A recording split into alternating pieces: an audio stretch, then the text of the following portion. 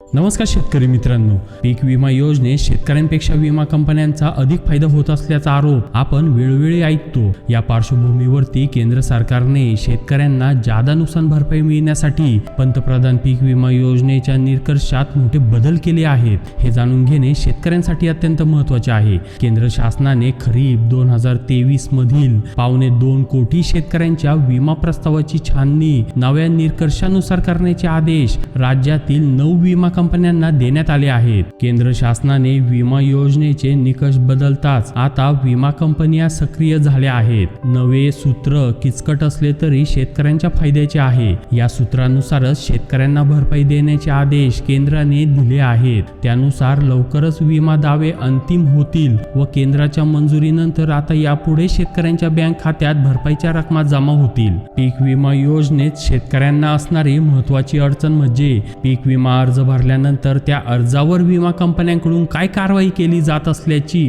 माहिती शेतकऱ्यांना मिळत नव्हती। आता केंद्र सरकारने विमा कंपनीला ही माहिती शेतकऱ्यांना देण्याचे आदेश दिले असून शेतकरी आता PMFBY या पोर्टलवर ही माहिती पाहू शकतील। तसेच पूर्वी शेतकरी व सरकारमधून विमा हप्ता घेतल्यानंतर विमा कंपन्या स्वतः हिशोब करीत आणि नुकसान भरपाईच्या रकमा परस्पर शेतकऱ्यांच्या बँक खात्यात जमा करीत होत्या आणि त्यांचा हा मनमानी कारभार सुरूच असायचा। मात्र आता विमा कंपनी शेतकऱ्यांना थेट पैसे देऊ शकणार नाही। आतापासून विमा कंपनीला नुकसानीची रक्कम आणि शेतकऱ्यांना मिळालेल्या नुकसान भरपाईची संपूर्ण माहिती ही आधीच देऊन विम्याची रक्कम केंद्र सरकारकडे जमा करावी लागणार असून त्यानंतर केंद्र सरकार हे पैसे शेतकऱ्यांना DBT द्वारे आधार लिंक असलेल्या बँक खात्यात देणार आहे। त्यामुळे मागील तपशील देखील शेतकऱ्याला आता दिसणार असल्यामुळे खोटी माहिती देत कोणाच्या बँक खात्यात आपली रक्कम वळवली गेली का याची माहिती तत्काळ शेतकऱ्यांना मिळणार आहे।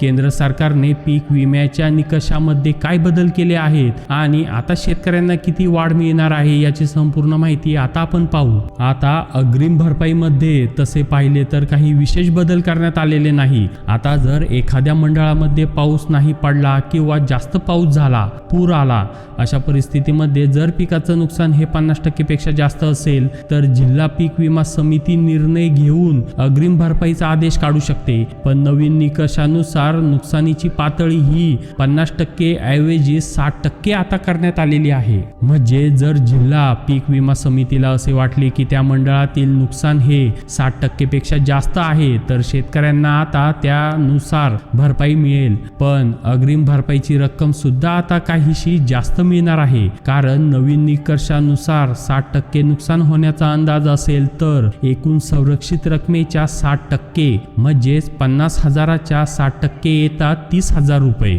या 30,000च्या 25% आपल्याला अग्रिम भरपाई मिळेल, ते होतात 7,500 रुपये। आता स्थानिक नैसर्गिक आपत्तीमध्ये जे नुकसान भरपाई मिळते तिच्या निकषामध्ये सुद्धा बदल करण्यात आलेले आहे। आता स्थानिक नैसर्गिक आपत्तीमध्ये 50% नुकसान झाले असेल तर आपल्याला जुन्या निकषानुसार 25,000 रुपये भरपाई ही मिळू शकत होती आणि आपल्याला जर आधीच अग्रिम भरपाई मिळाली असेल 25% तर त्या 25,000 मधून ती अग्रिम भरपाई 7,500 रुपये वगळण्यात येते। म्हणजेच आपल्याला जुन्या पद्धतीनुसार एकूण 17,500 रुपये नुकसान भरपाई मिळू शकत होती, कारण 50% नुसार आपल्याला 25,000 नुकसान भरपाई येते। त्यातून जर 7,500 रुपये आपण वजा केले तर उत्तर येते 17,500 रुपये। म्हणजे जुन्या पद्धतीनुसार स्थानिक नैसर्गिक आपत्तीमध्ये आपल्याला 17,500 रुपये नुकसान भरपाई मिळू शकत होती। पण आता नवीन निकषानुसार स्थानिक नैसर्गिक आपत्तीमध्ये शेतकऱ्यांना जास्त नुकसान भरपाई ही आता मिळणार आहे।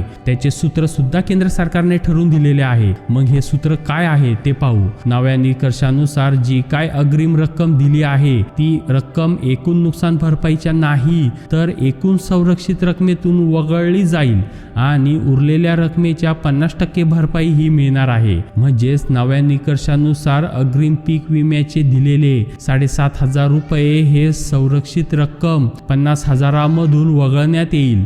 जुन्या पद्धतीमध्ये ही नुकसान भरपाई येते 25,000 रुपये।